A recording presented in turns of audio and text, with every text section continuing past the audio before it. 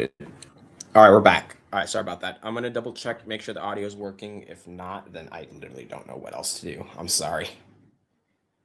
Let's see.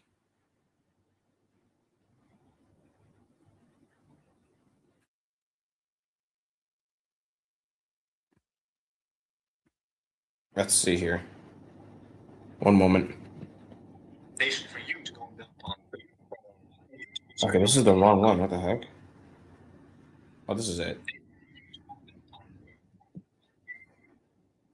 Okay, this is the wrong one. What the heck? Okay, this is good. That's good. We're good.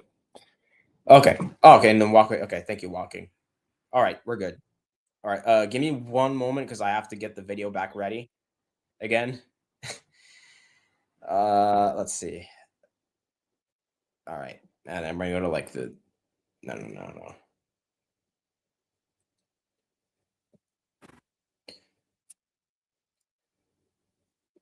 All right. So I'll just say everything I said last attempt at this stream, which was like a minute ago. While I'm getting everything ready. No, don't invite guests. I meant to share screen. Sorry, I confused the two. Basically, Friday, I'm going to be doing a live stream, doing a live discussion with Brother Ruben, which I have not. Number 3. Can't believe this, dude. All right, sorry about that. I'm going to be doing a live discussion with Brother Ruben on the Angel of Yahweh, which we've spoken of before, and I'm going to upload that eventually. I'm just waiting on my friend Optimistic Christianity Apologetics, OC Apologetics, to send me the stuff because it's not letting me like screen record the thing unless it works now, I mean, which it might, but I don't know. But yeah, I'm gonna post that eventually. But Friday I will be speaking with Brother Ruben. It will just be me and him, and we're just gonna have a nice conversation on the topic. He is oneness, so he's going to try to argue the angel of Yahweh from a oneness perspective. I'm going to obviously argue it from a Trinitarian's perspective. And yeah, it should be a good conversation. But that's going to be Friday. Today, we're dealing with Yahunathan Truth. And if you guys remember last time, he kind of spoke about paradigms and how there's the paradigm of the the Bible, the 66 books, and how we must remove that paradigm because Yahusha didn't send the Bible, but the Spirit, which doesn't make any sense because you find that in the Bible, right? So that was one of his main points that he emphasized was that paradigms and the Bible, and that we should pick the Spirit over the Bible, which didn't. I really am trying to figure out how that was supposed to be an argument, because then how do you determine what's that Yahusha is true, but then other parts are false? Like I don't get how you do that. That was like the main point he hammered home, and that was the main point we emphasized. And I'm definitely going to post a clip from that where I just spent about 20 minutes just grabbing a bunch of texts. My bird's going to chirp a little bit. Let me just make sure that they don't. Hold on one second.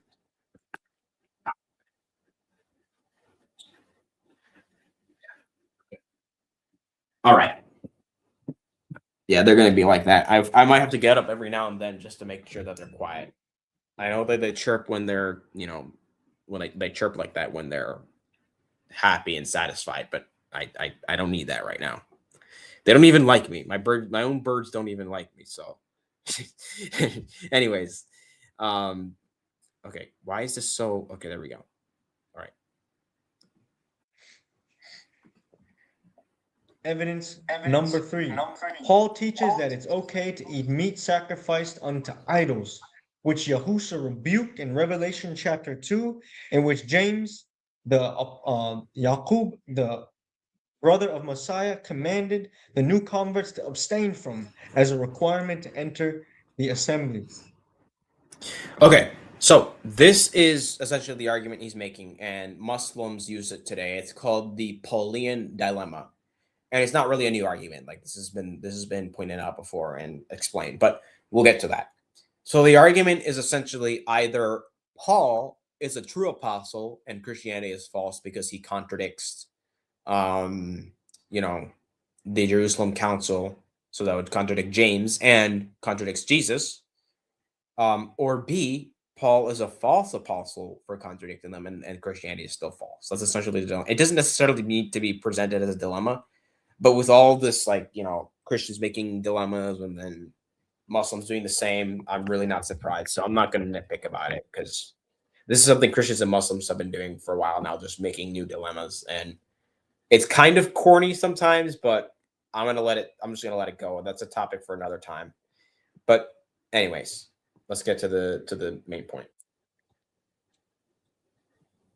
This is 1 Corinthians chapter 8. This is the writings of the false apostle. We know that we all have knowledge. Knowledge puffs up. And if any things that are one earth, as there be Elohim many, in matter are all things in weak that being offered unto an idol, as their conscience being weak is defiled. But meat condemns us not to Elohim. He's basically letting you know it don't matter, right? For neither if we eat are we the better, neither if we eat not are we the worse. But take heed lest by any When he says that it doesn't matter when you eat it, it's going to be qualified, and I'll get to that in a second. means this freedom of yours become a stumbling block to them that are weak. He's letting you know eating meat sacrificed to idols is a freedom that's been given unto you. As basically, as long as you don't do it in front of a weak brother who thinks that it's wrong, so you don't defile their conscience. And even we're going to find out those who he thinks that are weak are actually, he's speaking against the other apostles. He's speaking against Peter, who was actually against eating meat sacrificed to idols in his sermons, which we're going to look into. For if any man see. So, the week that Paul's, and I know this is like some low tier stuff because like Yahunathan Truth, it really isn't a formidable threat to Christianity, but you know, I am responding to his arguments because this is his video, so not everything he says, not necessarily Muslims say. So just to clarify that, but yeah, so the week that Paul is speaking about is just a term in reference to those that don't realize that what they're doing isn't inherently wrong. Like, you know, you might feel guilty doing something that isn't really wrong. That's normal. That happens. So Paul is describing them as with the term weak because they don't realize that it's not inherently wrong. However, because of that, because it's not of faith, like he says, right? If it's not of faith, it's sin. Then they're to abstain from that, right? They're not supposed to participate in that. Give me one moment, folks. I'll be right back. Just give me like 2-3 minutes.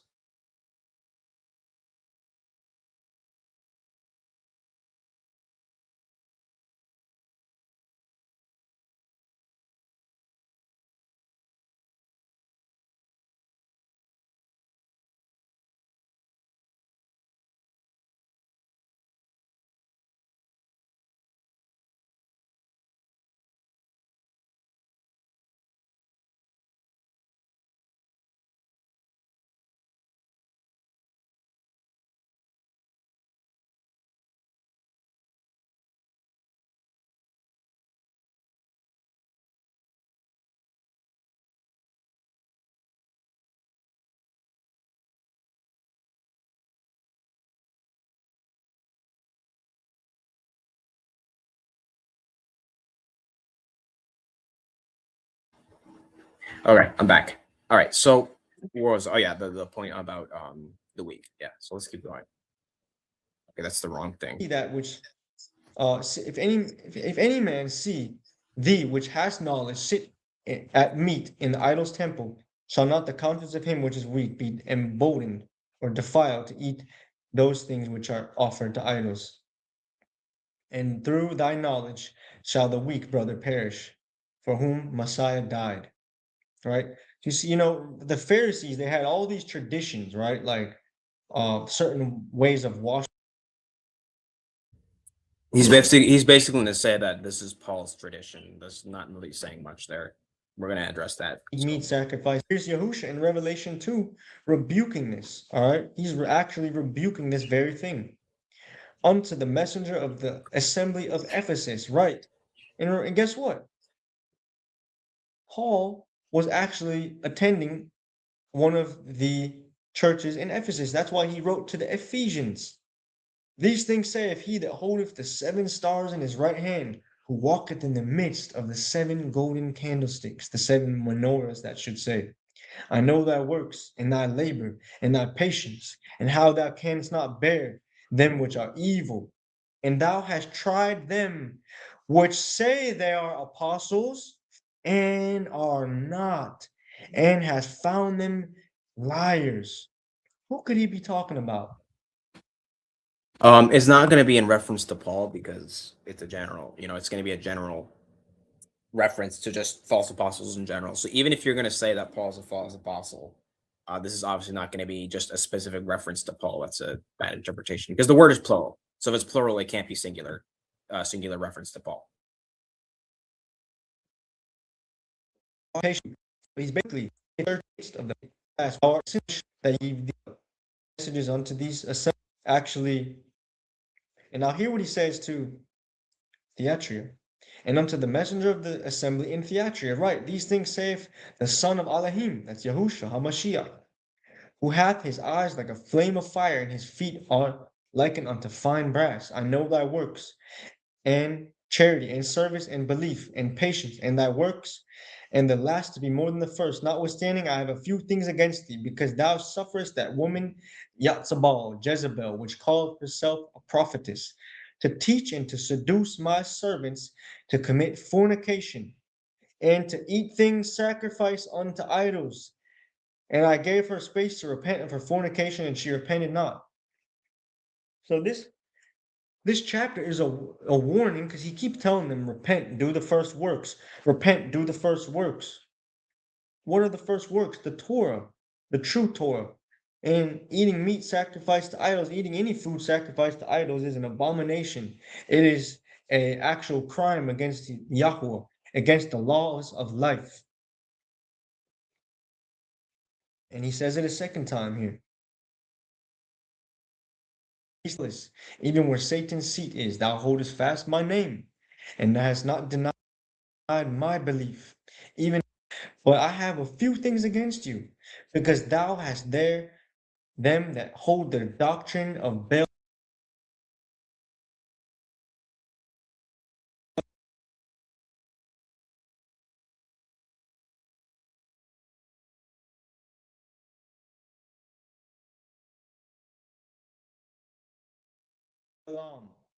who taught Balak to cast a stumbling block before the children of Yasharal, to eat things sacrificed unto idols, and to commit fornication.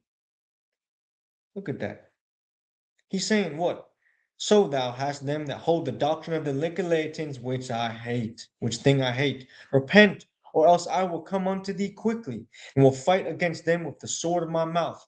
He that hath an ear, let him hear what the Spirit saith unto the churches. To him that overcometh will I give to eat of the hidden manna, and will give him a white stone, and in the stone a new name written, which no man knoweth, saving he that receiveth. So this chapter is about a false apostle and about those teaching that you can eat meat sacrificed to idols, which Paul was completely okay with, and he taught it in a deceptive way because that is how Satan actually works. He operates with a little bit of truth, right? Because he starts it off by saying, oh, we know there's only one Elohim, only one mighty one, which Actually, one moment.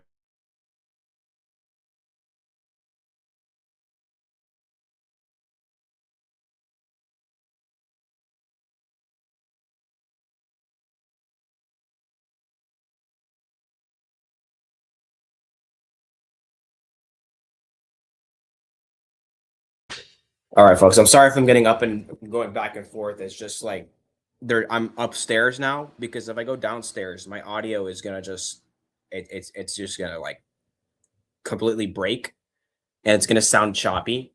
So I have to go upstairs. And the issue is like there's so much background noise, so I have to keep making sure everything is quiet just so I can have a decent stream. So I'm sorry about that. But anyways, getting to the point. So he argued that, first of all, this is a bad interpretation of Revelation 2 because it's not a specific chapter about a false apostle and exposing him for eating meat sacrificed to idols. It's a reference to each of the individual, I believe, 7 churches in Revelation. And there's more to it than calling out a specific false apostle. Number one, the word is plural, so it's not one false apostle, it's many. and that's specific to the Church of Ephesus, where they had that issue. But number two, like there's a lot more going on than just eating meat sacrificed to idols. For instance, if you look at, like this is verse 20, committing sexual immorality, right? That there's more to it than just that. It's not just about eating meat sacrificed to idols. There's so much more to it than just that. In fact, the only time it's mentioned is to the church of, I'm going to butcher this, but Thyatira and then Pergamos, and that's it. Yeah. So it's not mentioned here for Smyrna. It's not mentioned here for Ephesus, if I'm not mistaken. It's only those two churches where it's mentioned in 2 verses. So if that's the case, why would all of this be about, eating meat sacrificed to idols? And why would all of this be about Paul? Right? It's a silly interpretation. Now, the 2 verses in contention, which is verse 14 and verse 20, they're not going to be a one-to-one example. Otherwise, these 2 churches would be ontologically equivalent to the Israelites. It's like specifically the Church of Pergamos, where it's comparing like the doctrine of Balaam, which he did to the Israelites, to this congregation. Like this congregation isn't ontologically Israel, right? Those are 2 distinct peoples, right? There's this local congregation in a Greek city, right? I think Pergamos is a Greek city, versus God's chosen people in the Old Testament. That's going to be 2 different situations, 2 different groups of people. I'm not talking about the universal church. Obviously, there's debate about the universal church, whether it's the true Israel or not. I'm not talking about that. That's a separate issue. I'm just talking about this specific congregation. This specific congregation isn't ontologically Israel. Now, the other issue is that Paul himself actually condemns idol worship explicitly. And this is actually in 1 Corinthians itself, where he touches on this. So I'm going to go there to 1 Corinthians 10, 14 to 22. And it says, "Therefore, my beloved, flee from idolatry. I speak as to wise men. Judge for yourselves what I say. The cup of blessing which we bless is not the communion of the blood of Christ. The bread which we break is not the communion of the body of Christ." I'm unmuted, right? Let me double check. Yeah, I'm unmuted. So he's essentially talking about the Lord's Supper, how we, partake of the Lord's Supper, or the Eucharist, as other people call it, either or, same thing. So for though we are many, though many are one bread and one body, for we all partake of that one bread. Excuse me, right? But now he gets to the example of Israel, which he actually touched on in the beginning of the chapter. Verse 18: "Observe Israel after the flesh. Are not those who eat the sacrifices partakers of the altar? What am I saying then? That an idol is anything, or what is offered to idols is anything?" Right? Remember, he already established a point that they have no power over you. He already established that. However, he's still emphasizing that there's an issue with partaking in idol worship. So verse 20, "Rather that the things which the Gentiles sacrifice, they sacrifice to demons and not to God. And I do not want you to have fellowship with demons. You cannot drink the cup of the Lord and the cup of demons. You cannot partake of the Lord's table and of the table of demons. Or do we provoke the Lord to jealousy? Are we stronger than he?" So you see that? So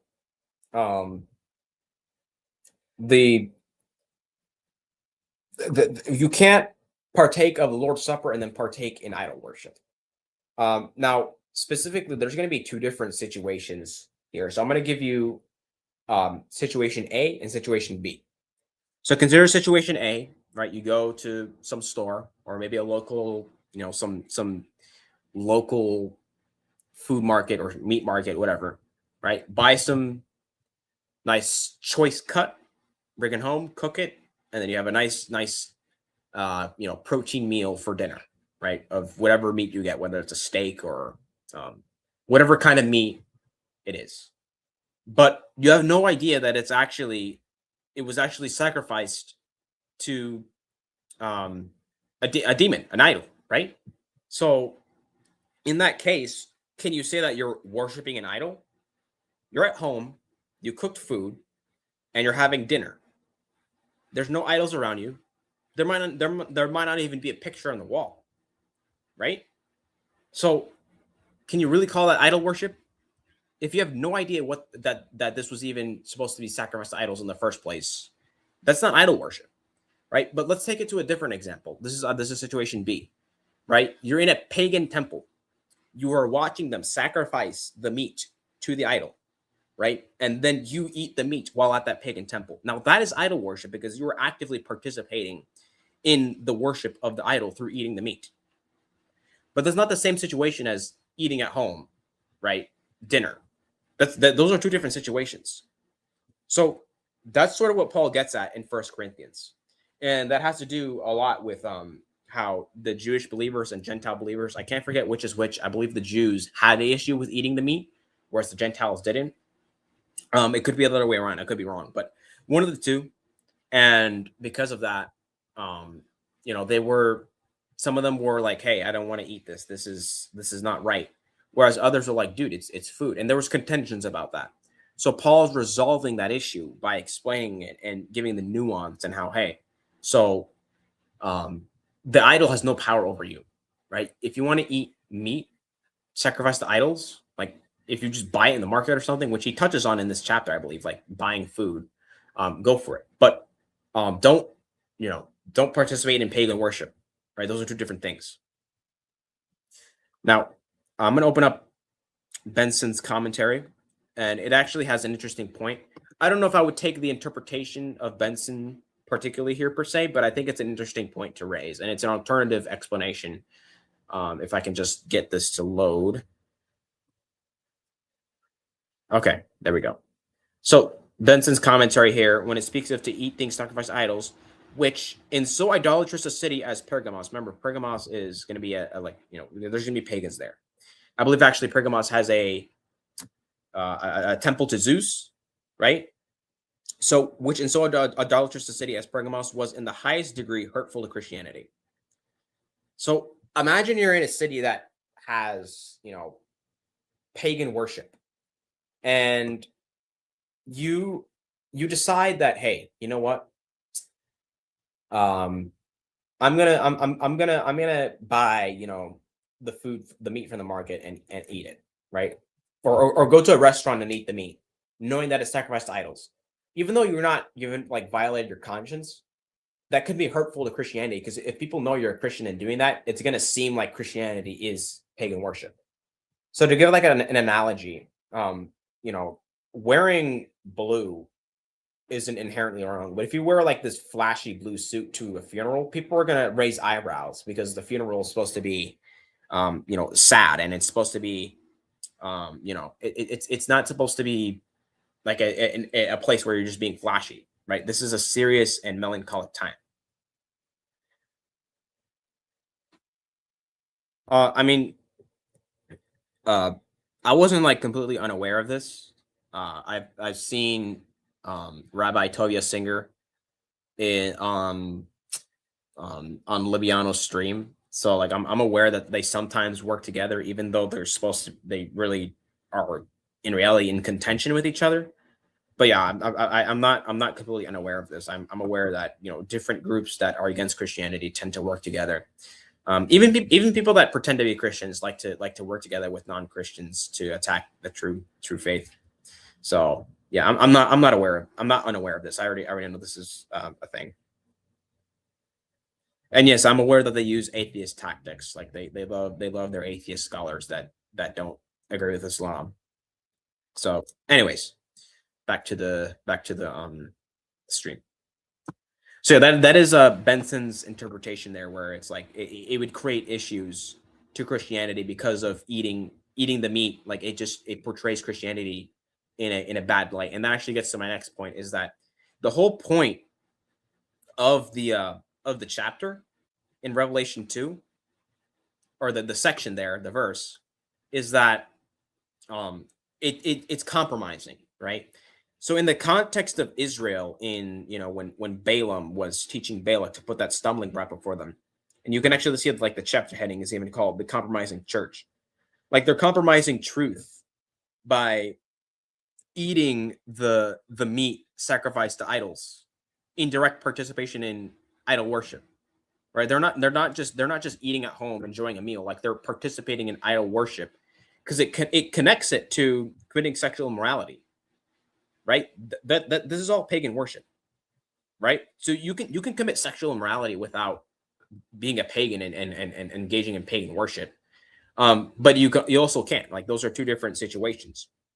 So Revelation 2 is particularly addressing like willful pagan worship, where you're worshiping an idol in eating sacrificed food and then committing sexual worship.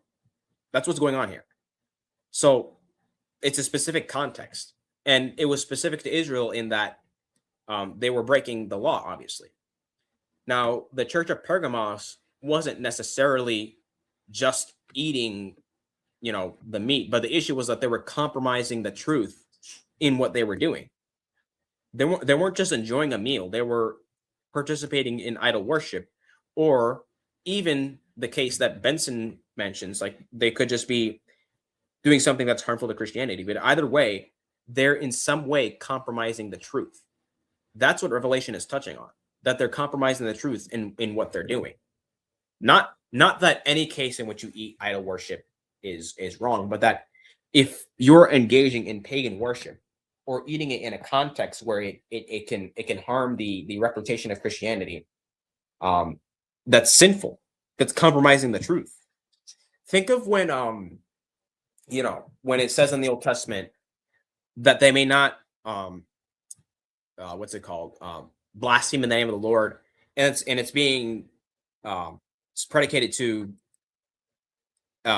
when Israel sins or when something happens. Like I believe in 2 Samuel 2, when we see the Song of David for the fall of Jonathan and Saul, that David essentially says, "Tell it not in the foreign nations," because then they have a reason to rejoice and to say, "Look at that, your God is weak. Your king and the son of the king has fallen," right? So that's the specific context that Revelation 2 is touching on. Not just eating meat in general, eating meat sacrificed to idols in general, but specifically to in such a way where you're compromising the truth. Oh, that's okay. It was an impromptu live. I wasn't expecting to go live today, but plans changed. No school today, so I'm free. So I thought I would do this because I already have a lot of notes on the stream or the video that I'm responding to. Yeah. Let's see. All right. Now, oh yeah, that's right. I also want to just touch on one more thing. Even Jesus, like, Jesus teaching on food, like if it can go down, get to Mark 7. Jesus essentially talks about how like food is when it's not inherently something that defiles you. So this is Mark 7:14-15. When he had called all the multitude to himself, he said to them, "Hear me, everyone, and understand. There is nothing that enters a man from outside which can defile him, but the things that come out of him, those are the things that defile a man." So even Jesus is like is emphasizing that eating food in it of itself doesn't defile you, but what comes from within. Now that can involve in certain contexts eating food, but it's when it's from within. So for example, if you're eating meat sacrificed to idols in a pagan temple, yes, that will defile you because that comes from a heart of a desire to worship a demon, right? But it's based on the heart. So if I'm eating like meat and don't even know that it's sacrificed to an idol, and I'm just trying to enjoy a meal, my heart is there, and I'm probably thanking the Lord for the food, right? So it's an issue of the heart there. It's not just an issue of what to eat and what not to eat, right? It goes beyond that. Let's see. I think that's about all for this point. Now he's going to get to Acts chapter 15, I believe. So he starts it off with a little bit of truth, but then he deceptively says, "Oh, you can do it, just don't do it in front of a brother who thinks that it's wrong." Yeah, so we already addressed that. So Now, this is completely contradictory of the rules given in Acts chapter 15 by Yahusha's brother. now, before we listen to him in Acts chapter 15, I think this is something important to note, is that the apostles in Acts chapter 15 actually received Paul as a brother. So to argue that, to argue that Acts chapter 15 exposes Paul as a false apostle, it's kind of ironic because you actually have, you have them receiving him as a brother. So that just that's already going to create issues. So this is Acts chapter 15 verses 3 to 4. So being sent on their way by the church, they passed through Phoenicia and Samaria, describing the conversion of the Gentiles, and they caused great joy to all the brethren. And when they had come to Jerusalem, they were received by the church and the apostles and the elders, and they reported all the things that God had done with them. In context, it's talking about Paul and Barnabas. If you don't believe me, you can double check the context. Look at verses 1 to 2, and it's clearly about Paul and Barnabas being received by the church and by the apostles. Right? They weren't rejected. Right? They weren't received as some false teacher. They were received as a brother. So that's going to be the first issue. And there's also Acts 15 verse 12. Then all the multitude kept silent and listened to Barnabas and Paul, declaring how many miracles and wonders God had worked through them among the Gentiles.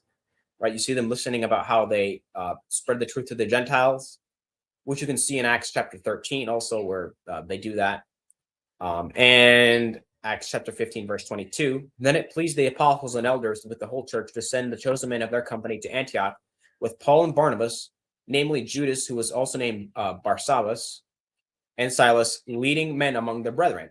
So the apostles sent Paul and Barnabas. And then finally, in this letter, I believe, which was from the apostles, this is a letter, right, in verse 25. It seemed good to us, being assembled with one accord, to send chosen men to you with our beloved Barnabas and Paul. Right? So if Acts chapter 15 is supposed to be exposing Paul and Barnabas as these false teachers, as these false apostles, why would the apostles receive them as brothers? Right, that already going to Acts 15 is going to create an issue for either a Muslim or for Yahunathan Truth, or anyone that denies Paul that tries to use this to expose Paul. The apostles receive them as brothers. So how can it be that they're trying to expose them as a false teacher here? Give me 1 second.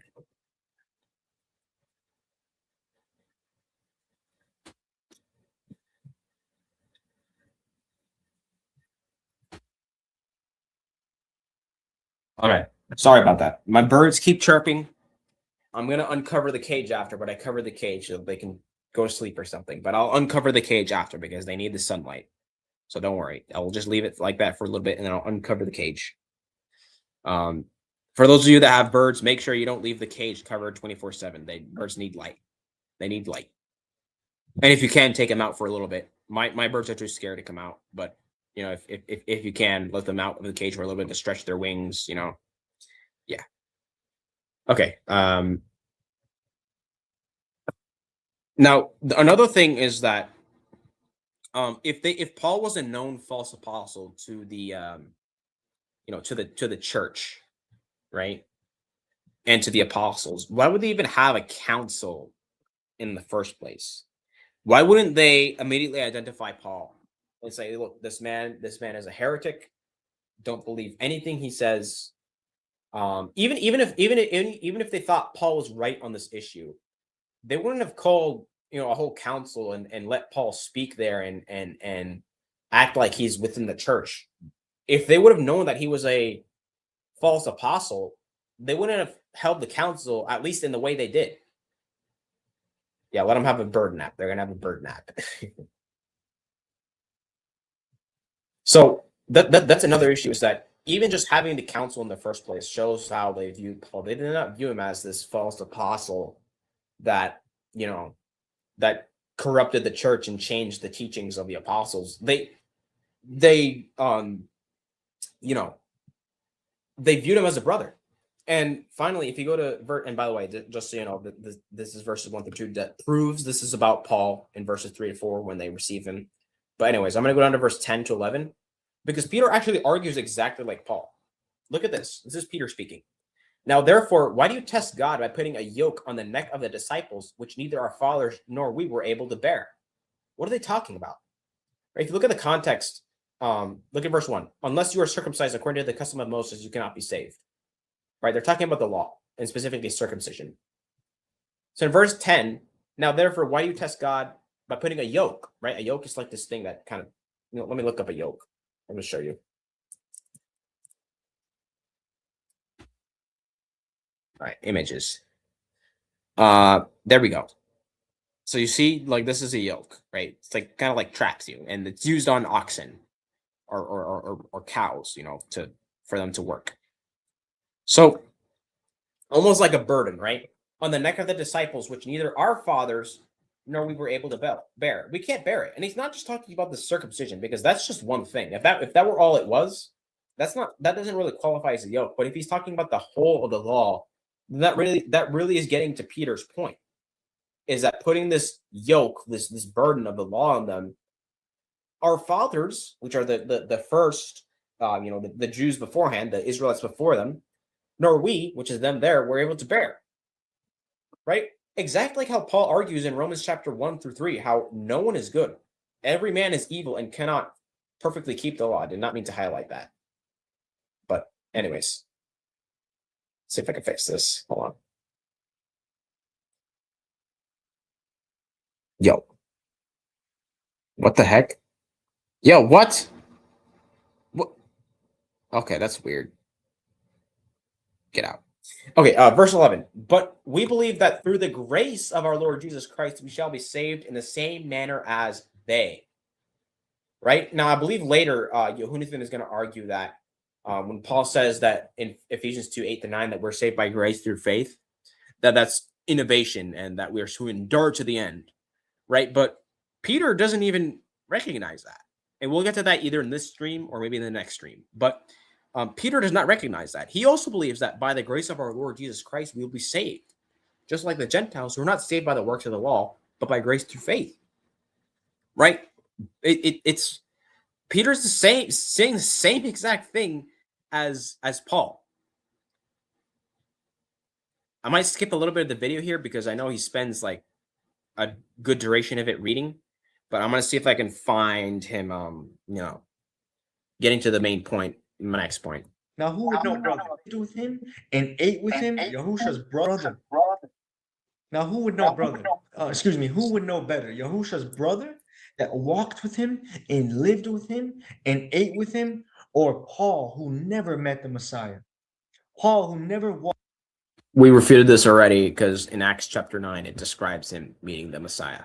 Walked with the Messiah, who never sat at the Messiah's feet and learned from the Messiah, who was never sent by the Messiah, because that's what apostle means. The Hebrew word is shaliach, and it means a sent one.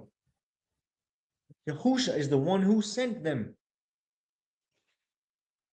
In fact, actually, I think Galatians 1, Paul literally says that Jesus himself taught him. Let me double check. I could be wrong on that, but let me just double check here. Let's see. Make known to you rather in the gospel. Okay, look it. But I make known to you. Wait, hold on. This computer is so slow, dude. Okay, sorry about that.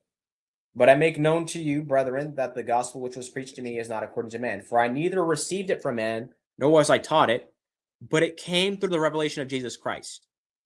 Right? Now, his whole argument that, like, who would we trust, James or Paul? First of all, I don't grant that, James is in contention with Paul. We already established that Acts 15 isn't teaching that. So, it's not a matter of picking and choosing. But if I were to say that, like, you could trust James more because he was the brother, that he knows better, not trust more, knows better, that doesn't mean that Paul is a false apostle, because they were in agreement with each other. So I mean, like, if, for example, if in a congregation there's the head teacher that probably knows the most about the group, and then there's a teacher that doesn't know quite as much, is still in training, but he knows stuff. Why would I argue, like, oh, who would you trust? Who is more trustworthy? The one who knows more, or the one who knows less? It's like they're both true teachers. One of them may be more advanced and know more, but that doesn't mean that one is more trustworthy than the other, because they are teaching the same thing, right? Like, you can't just say that, oh, don't trust Johnny Apologetics because Brother Maverick knows more than him, or Grafted Apologetics knows more, or God Logic knows more than him, which is true. Those guys know more than me, but just because of that doesn't mean, like, you can't listen to me, or you can't listen to someone else that you think is not good as these other guys, because they're teaching the same thing. So it's an irrelevant dilemma. It's an irrelevant dichotomy. It's a false dichotomy.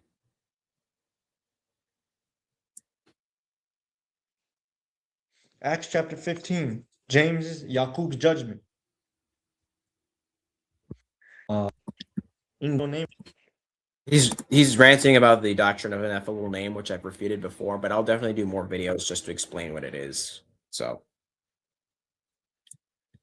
And after they hearken him, and to return, and will build again the tower, place it up, whom my name is called, are all his works. Trouble not them which from among the Gentiles are turning. This is his works from the beginning of the world. Wherefore my sentence is that we trouble not them which from among the Gentiles are turning. This should say turning to Elohim. It doesn't mean these are the only 4 commandments you have to keep, because if that's the case, love your neighbor goes out the window. Love Yahuwah with all your heart goes out the window. The Sabbath day goes out the window. So he's not saying these are the only 4. He's letting you know these are the actual cleanliness guidelines.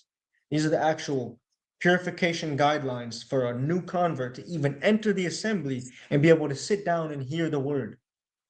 But we write unto them that they abstain from pollution of idols. There it is right there. But Paul doesn't believe that. Paul believes he has the secret knowledge, and he teaches something different. And from fornication, from things strangled, and from blood. And from blood. All right. From Moses of old time, having every city them that preached him, being read in the. we'll get to verse 21 in a second. I'm gonna get to here, Acts chapter 15.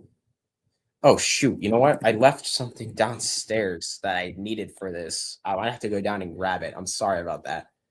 We'll see. Oh, there's Aladdin. Johnny, you know much more Christianity than America, and he is teaching you wrong Islam to suit his needs. Yeah. All right, bro.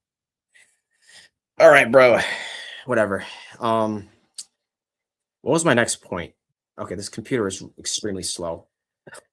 I don't know what's going on, man. Let's see. Um. Okay, I think that the NKJV captures the point that Yahunathan is making more than the KJV. But it says here, but that we write to them to abstain from things polluted by idols. Actually, I think it says the same thing, but yeah. And like, don't eat anything that's been polluted by an idol. And so he's making the argument that, well, if that's the case, then Paul contradicts that. See, now if you look at Acts 15, it seems to be more so like advice rather than a law. And I'm going to grab a commentary downstairs in one moment, but I'm going to explain the point basically is that Acts 15 seems to be more so a description of like advice for what to do, right? So James was essentially saying, let them observe this because this was temporary advice, right? With the Gentiles just starting to come into the church, it was best to start with this so that mistakes wouldn't be made, right? And to avoid sin. And that's a good principle to hold. Like, it's not necessary to, um, not drink any alcohol, but if you want to really avoid indulging in it and indulging in drunkenness, you're better off just not buying it in the first place. That's not a necessary law in Christianity that you must do that, but that's good advice to avoid sin. And so that's what James is more so describing here, not a for all time law, with the exception of sexual immorality, because this is repeated in the New Testament, obviously, that you're not supposed to engage in sexual immorality. But these things we can see throughout the New Testament that they were meant to be like temporary advice. So I'm gonna grab downstairs a commentary from Dr. R.C. Sproul. So I'll be right back in like a minute or two. Just give me one moment.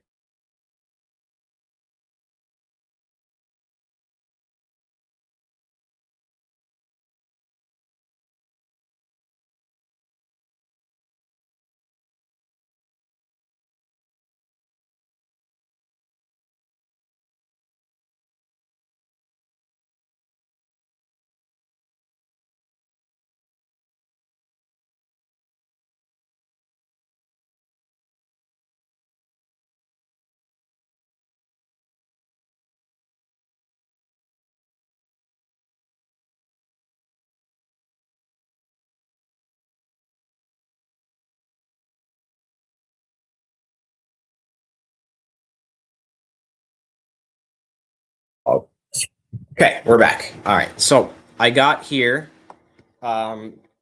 This is the St. Andrew's expositional commentary on the Book of Acts from R.C. Sproul. But I'm gonna go to I forget what page it's on, but he touches on this, and I think his argument is very helpful.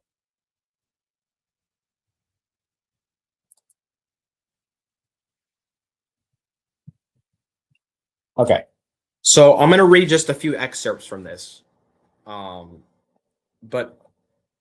I'm gonna repost this section, and then I'll make I'll put stuff on the screen, obviously. But this is page 273. To bring this back to the problem at hand, we see the council saying abstain from the meat, and elsewhere Paul saying believers do not have to abstain. Was Paul now undermining the authority of the Jerusalem council? He was not, but the fact that there is this difference indicates that we must be careful to notice in biblical text and church history. Sometimes councils come together to enact legislation, which is like law. Other times they come together to give advice. There's a difference between prudence and law. The early church was saying that at such a critical moment, when the Gentiles were just coming into the full communion with the church and bringing with them the baggage of eating meat offered to idols, the best piece of wisdom was to abstain. Obviously, that was not meant as a perpetual obligation placed upon the church for all ages, because we see later on Paul declaring this very action adiaphoros, which is essentially, I forget what that means, adiaphoros. Let's see. I'll go back. Okay, so something like morally indifferent, not necessarily morally right or wrong. Let me actually move back here. Okay. So he gives like a lot of examples from history and from his own his own experience. All right, I'm going to read these last two paragraphs on page 276. Here in Acts chapter 15, I think we have an example of decisions that were made temporarily as a matter of prudence, which we know from the rest of the New Testament did not go on to perpetuity, other than the prohibition against immorality or fornication. We do not see later in the New Testament any lacks of prohibition against sexual morality. There's the point about sexual morality. Later, Paul writes, fornication and all uncleanness or covetousness, let it not be even named among you as is fitting for the saints. Ephesians 5:3. Sexual morality is not situational ethics or a question of prudence, but a question of insulting to the holiness of God. We live in again, and it talks about the culture about sexual morality. And then I'll go to the bottom. That is what Gentiles have been doing in the first century church. They lived in an immoral culture, and the Council of Jerusalem wanted to keep that out of the church. Immoral behavior has to stop when you become a Christian. It must not even be named among us as is befitting saints. Ephesians 5:3 again. So the letter was sent to the churches of Asia Minor as they waited the return of the apostles. So you can see how like the commentary there makes the similar arguments, and I thought I would read it because I thought it would be useful just for those that want to learn more about that. So the decree in Acts chapter 15 is not a for all time law. Is meant as a temporary advice for the situation they were in. And this argument actually works because the council already affirmed Paul as a brother. So if Paul later teaches that it's not inherently wrong to eat meat sacrificed to idols, then we shouldn't take that as him contradicting the council, because the council affirmed Paul as a brother. So Paul wasn't teaching something contrary to the council.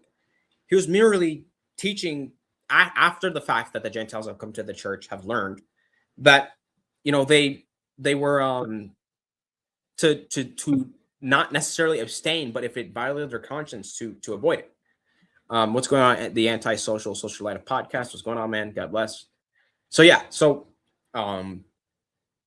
if the council affirmed Paul, then we can trust Paul's teachings on the matter because they affirmed him as a brother. So this isn't like an ad hoc argument I'm making. Like, this is based on the text. If they affirm Paul, why would you reject Paul's judgment on the matter? In the synagogues every Sabbath day. You see, that being read in the synagogues from Moses of old time, having every city them that preached him. being read in the synagogues every Sabbath day. You see, that is why he only gave them these 4, because they're going to hear this. They're going to hear Moses, which is the Torah, the law. They're going to hear it every Sabbath day in the synagogue. So it's no problem. He gives them these 4, and then they'll be taught. They'll be taught the rest that they need to learn. Hallelujah. So I would contend that a little more. I think that the point is that Moses has been taught, and so that therefore this decree was made only for the Jews, because already remember we already saw Peter say that, describing the law as a burden to bear, right? That there our fathers nor we were able to bear. So he's not necessarily describing that, hey, we're going to read the law to them and teach them how to follow the law, because the law has been fulfilled. So the point is that Moses has been read throughout many generations to those who preach him in every city, being read in the synagogues every Sabbath. Not that they're going to read him to the Gentiles, which is not, I mean, they probably read Moses, obviously, because they believe in the Old Testament, but that he's already been read to the Jews, so they know the judgment on this matter. So that's why the judgment is being made to the Gentiles here, the decree, and not the Jews, because the Jews already know what to do, right? They already know, so they don't need to hear this. So that's the point being made. I was kind of highlighting, but I didn't quite show it. But yeah.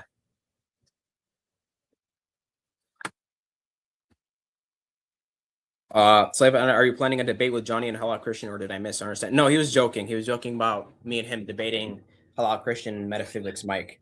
I don't currently have plans to debate them. I know that Halal Christian goes live on TikTok, but I don't know if it would even be worth me joining. I could. I don't have an issue with that. But the issue is, like, I saw a Bible Lover join her, and she was incredibly disrespectful.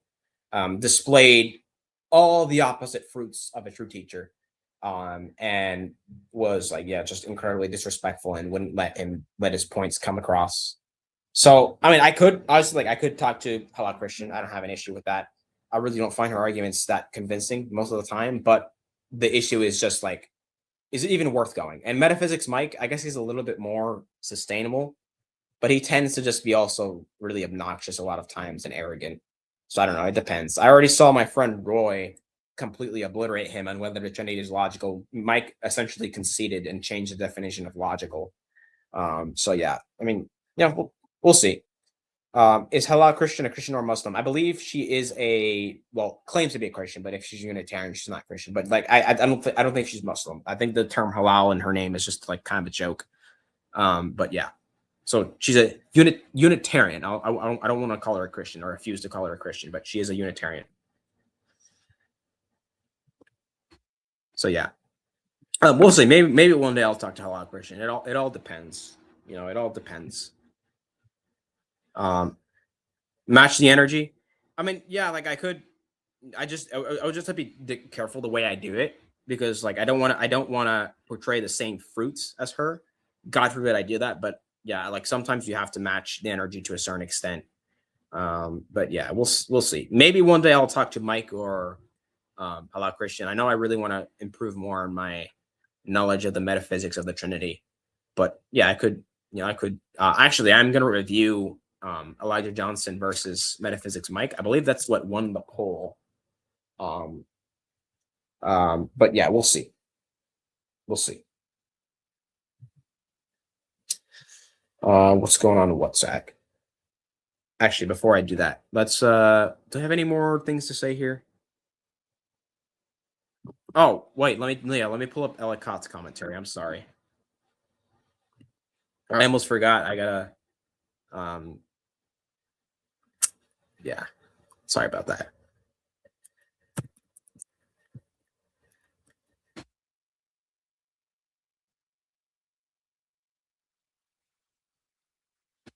Acts 15:21. I can go down. Where is Ellicott's commentary? There it is. All right, so it says here, literally of ancient generations, the conjunction gives the reason for writing to the Gentiles and giving them these injunctions. The Jews who had already heard the law in their synagogues every Sabbath did not need instruction. It might be taken for granted that they would adhere to the rules now specified.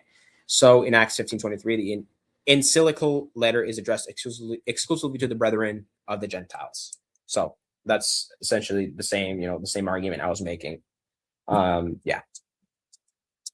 Okay. I think that's all I have for that. Yeah. Now, really quick, there's an objection I want to answer because I saw Muslims make this argument. Is they essentially make the argument that, oh, well, the text doesn't say that. You're adding that to the text. But the issue is like they don't even hold this standard. So, for example, if you talk about the Islamic dilemma with a Muslim, they're going to say, oh, well, it's conscious edits, right? The Quran consciously edits parts of the Bible. So it's a general confirmation, not an absolute confirmation. Now, obviously, a lot of times I'll press that. But one argument that Christians can make a lot of times would be like, it doesn't say that. To which the Muslim would respond with, that's a verbatim fallacy. It doesn't need to say that. It just needs to imply it or teach it, right? So that's it's the same thing. Like if you're gonna make granted, I don't believe in the conscious edits thing, but that's another topic. So if you're gonna come to the Bible and say, well, you can't make that argument because it doesn't say that, right? I don't need to accept that because I don't need to accept that because the text teaches it, right? It's all over the text, right? We've been throughout the text today. Like we've gone through the book of Acts, we've gone through Revelation, went to Galatians briefly, 1 Corinthians, like we've gone all over, right? I've shown from the text why what I'm saying lines up better with the text than what Muslims and what Yahunathan Truth is saying. So regardless of whether it says it explicitly or not, it's inconsequential. It's irrelevant. It doesn't change the argument. And if they're going to make that argument, then they're going to, they're going to get rid of a lot of their own arguments that they use, like conscious edits. Then you can't argue that because it doesn't say that in the Quran, right? So the show good fruits, but don't be put. Yeah, exactly. Yeah. I that's like I don't let people push me around. In fact, in my last video, I think. Yeah, my last video where I was talking to this dude on the how many gods died on the cross argument. I wasn't letting him just push me around. I was forcing him to, answer my question. And Maverick did most of the heavy lifting when it came to like, keeping him on track. But I was prepared to expose him for not actually being familiar with the metaphysics of the issue. But yeah, no, of course, like show good fruits, but don't be a pushover. I totally agree. I know that that can happen with Christians that like they're trying not to act like the interlocutor they're talking to, which is good, but then they're also just being a pushover. Like they're just kind of letting them push them around, which I used to be like that, but I've gotten better. Lord willing, I'll continue to improve on that area. And it takes like wisdom and discernment, to do that, right? So all right, I wonder this next part, Peter being called a rock, which I don't necessarily. Oh man, I'm feeling like ending it here. Johnny, have you ever read the Quran and the interpretation of the Quran? I read parts of the Quran. I'm looking to read it at some point. What I might do, this is just my plan. Personally, Aladdin, I'm gonna finish my Bible reading plan this year, and then I'm gonna see. I'm still gonna read the Bible next year. Obviously, like, I'm gonna do this every year. I'm gonna keep reading the Bible every year, or every 2 years or so, whatever. I had a 2-year Bible reading plan. I'm gonna try to find a Quran reading plan and see if I can use that. But if not, I'm just gonna try to read the Quran the whole way through at least once. I have heard that it can be hard to read, like just in one sitting, like just going through, and hard to understand. So I don't know if I'll read it just for the sake of understanding it, because I don't know if that's honestly going to work. I would need to take time to really stay in deep and study it.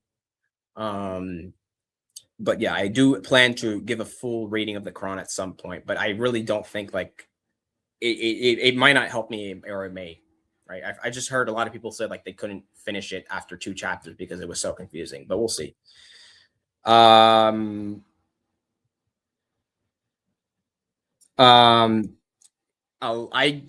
Elijah, maybe you can join. Is my mic working? Okay, I'm sorry about that. Maybe you'll join at the end. We'll see. I don't want to make like, I just want to to speak to him one-on-one at least for an hour or so. And if he doesn't want people to join, I won't drop the link. But yeah, if he's okay with it, at the end I'll see if people want to join and speak to him. But just, I don't want to. Last time I let someone join in the middle of my conversation, it completely derailed. But we'll see. Johnny, my advice to you: research about anything Mavericks say about Islam. So yeah, I do that. Look, any argument I hear any Christian apologist make, I will not use it until I verify it's a good argument. Right? In fact, I don't. This is me. I don't use all of Maverick's arguments. Some of them I don't personally use because either I don't understand the issue enough. I don't think that I don't think that I don't think it works properly, or I use the same argument but I refine it a little bit. Like I don't just blindly, and I'm sure Maverick does the same with me. Like he may look at an argument I use, say, hey, that might work, but he might tweak it, right? And it goes both ways. So I don't just listen to a Christian apologist and say, oh, he says this, I'm gonna follow him. Like if something works, it works, I use it. If something doesn't work, I won't use it. So yeah. All right, so I'm gonna end here. So if anyone has any questions, now's the time to ask. And we'll see. I'll try to answer them. But I'm done with the video. I'm just, if I keep going, it's gonna be a really awkward stream, and it's honestly 95% of his argument about Islam is false and wrong. I mean, you're free to say that, but I don't know if I necessarily agree with that.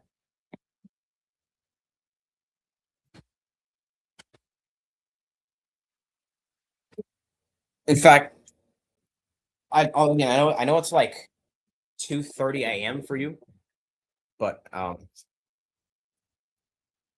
wait, hold on. That's someone in the chat. Here, let me give me 1 second, guys. Give me 1 second.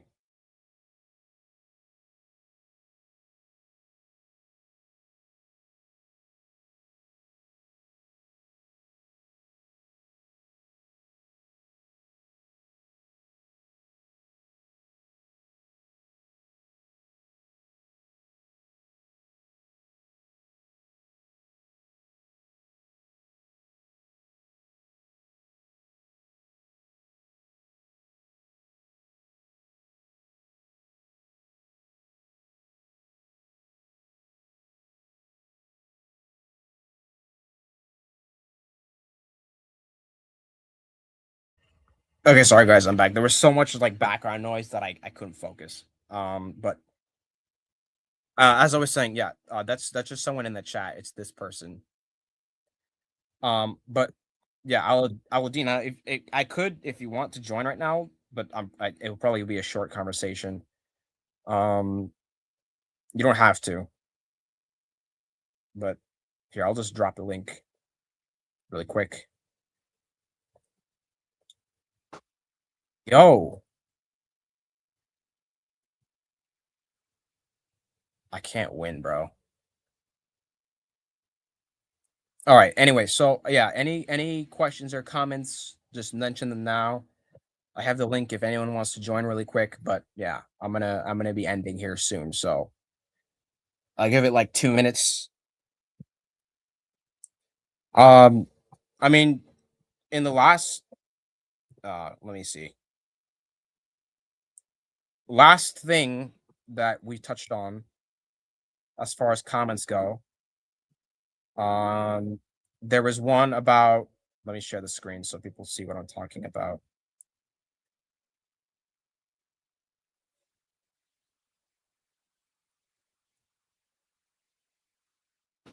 There was this video, the how many gods died argument that you commented on.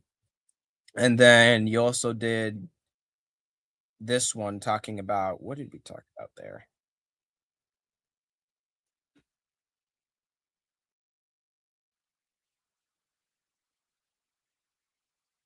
Wait a minute, what the heck? It's a weird glitch. What in the world? Hold on. Cultivate this relationship with Yahweh and to Sorry. study your word. It glitched.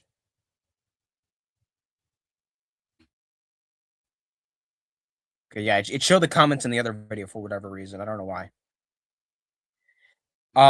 You also mentioned picking and choosing from the Bible, in this video.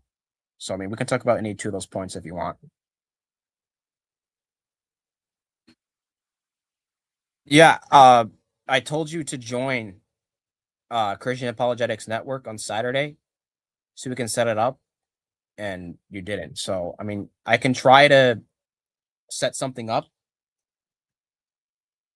If you have an email or something, if you could just join up really quick and send it in the private chat so I can email you, that would actually make things like 10 times easier. And I can, if you want to host Brother Maverick, with you, I can try to see if he would debate you. But we need like a topic, or we have the topic. Sorry, we need like make sure we all agree what we're doing. So like if if someone thinks we're doing one thing and then another thinks we're doing something else, like I don't want to do that. So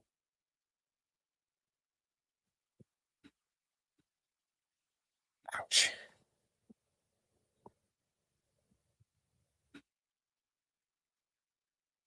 In fact, where's my phone? Oh crap. I was gonna see if I could text Maverick, but I left my phone in the other room. But I'll grab it afterward.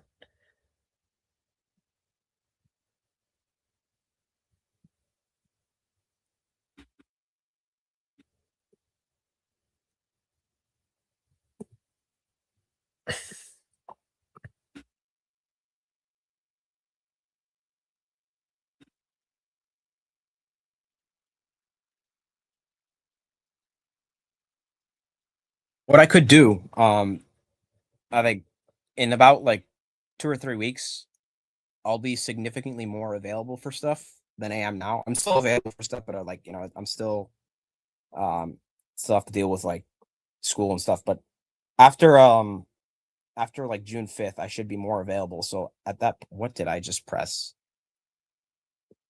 Get this out of here. And I broke it. Hold on. All right, there's Aladdin. Oh, Yes.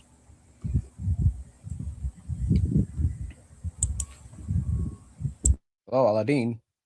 Salam Yeah. alaikum. Alaikum I don't know Arabic, but That's okay. Alaikum salam. So nothing wrong. That's good. That's good improvement. Good so improvement. Yeah, you said you wanted to like. Go ahead. Actually, I was sleeping. I just got up, and it's almost 2:40 a.m. here. 2:40 a.m. in my place. So everybody around me is sleeping right now. Okay. So, do you want to like set up to debate Maverick? Because I can, or at least start doing that, because I think we can do a little bit now, like figure out what we're gonna do. And if I can get your email, that would help so that I can contact you faster rather than commenting, because the comments sometimes don't work.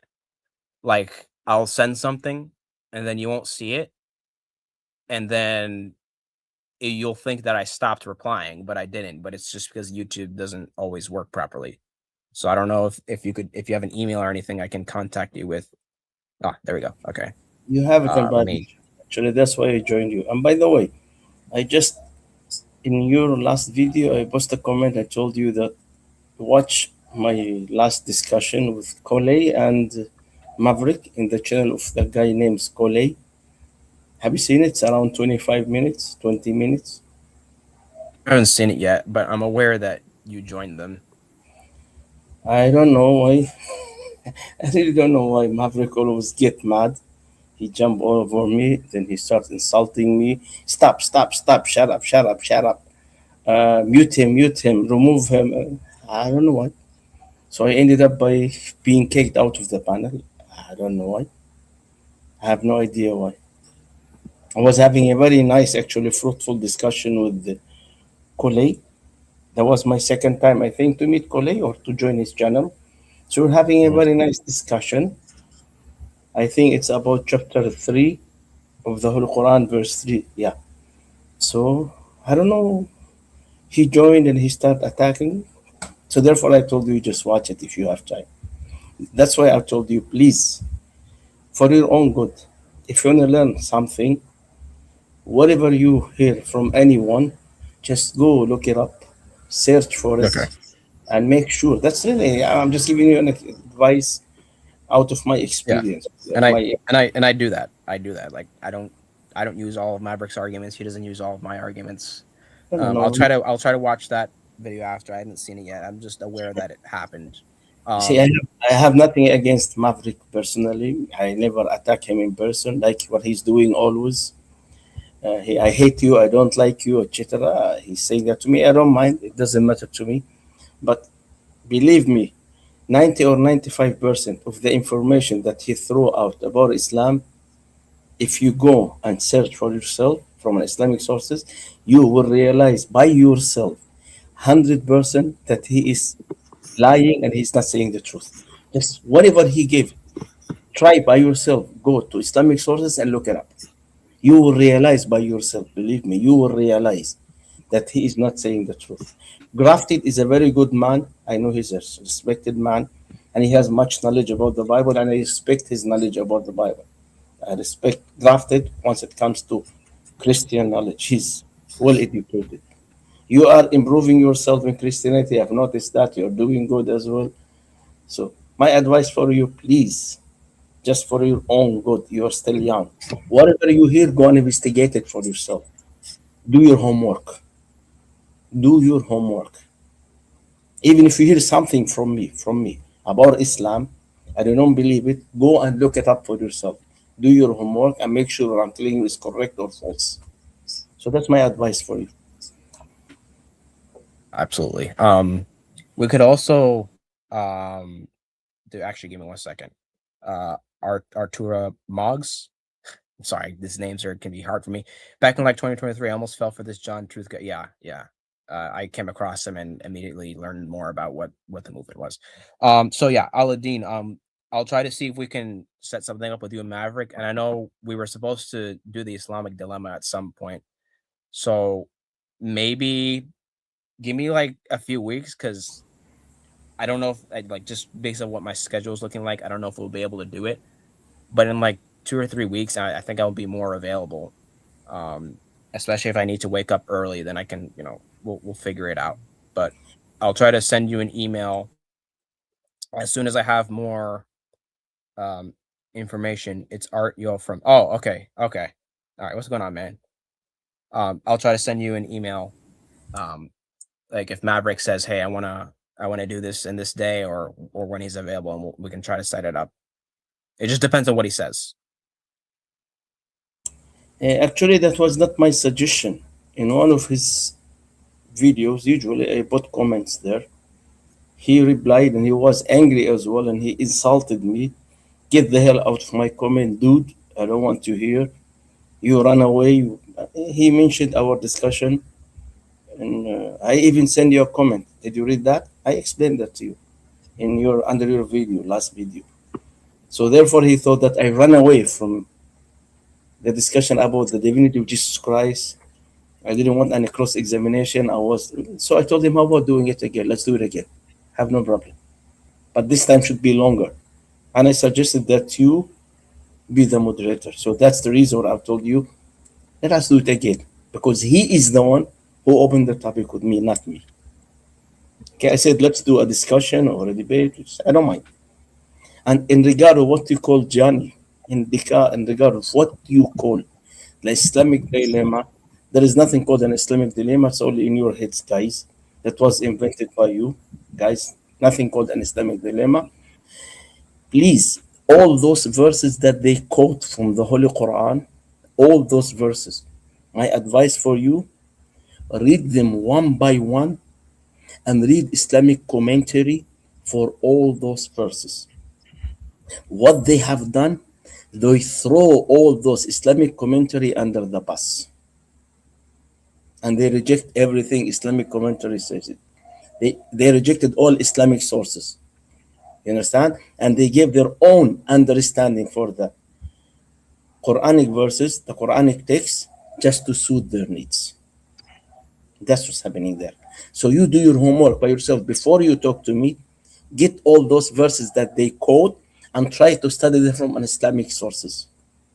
Do it by yourself. Read Ibn Kathir, Al-Qurtubi, Al-Jalalain, Tabari, those commentary for those verses. And you will realize by yourself that they lie to you. And what they are saying is totally contradict what the verse is actually telling you. As simple as that.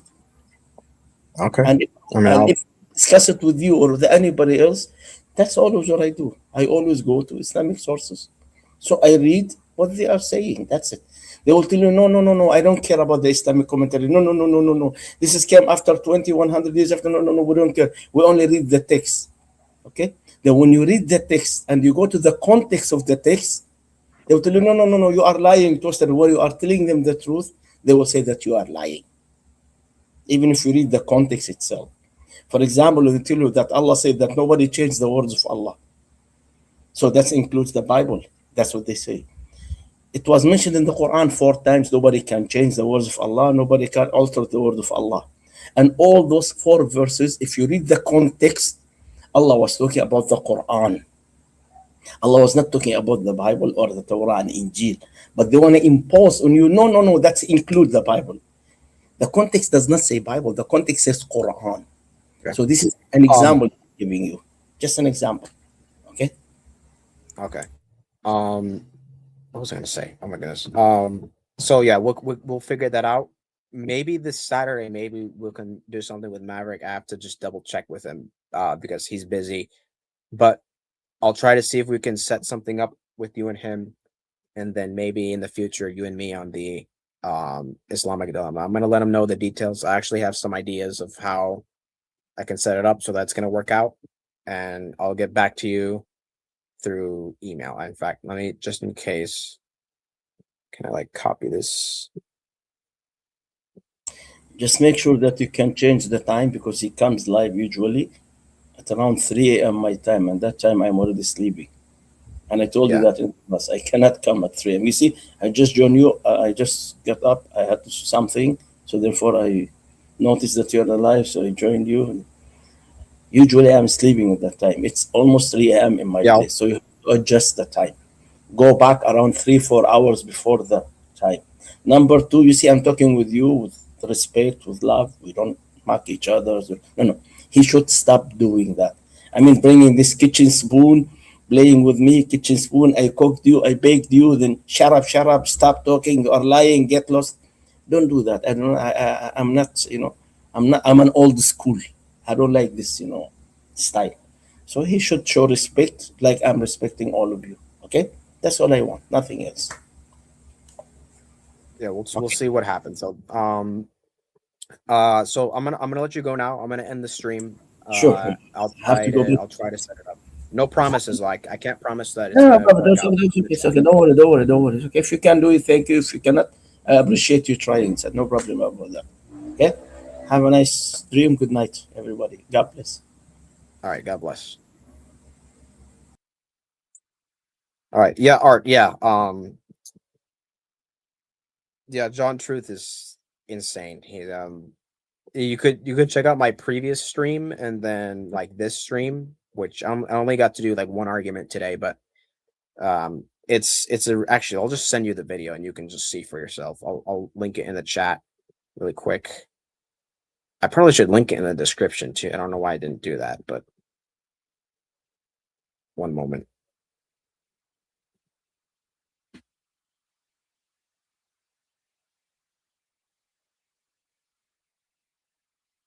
Paste. So yeah, this is John Truth's the original video, where he talks about it, and you're gonna see like the arguments he makes are just insanity. Yeah, and actually, if I'm not mistaken, he's no longer oneness. I think he's Unitarian now, or Socinian, like So yeah, dude is like he's just digging it the hole deeper and deeper. But anyways, guys, I'm gonna head out now. I'm gonna see if I can contact Maverick and see what he says, and I'll try to get back to Aladdin. And where's the, sorry. So yeah, I'll try to do that. And then I will, and maybe we'll talk to Aladdin on the Islamic dilemma. It all depends. And we'll go from there. Remember Friday talking to Brother Ruben on the angel of Yahweh. So we're going to discuss whether the angel of Yahweh lines up with a Trinitarian or oneness view of God. And yeah, definitely check out also Brother Maverick should be live today, actually in literally about like 10 minutes. So check him out. I don't know if there's anything else. Also, always thank you to Zara Grace, my moderator, my yapping mod, always there in the chat. Why did I remove this? Nope. Oh no. Okay, there we go.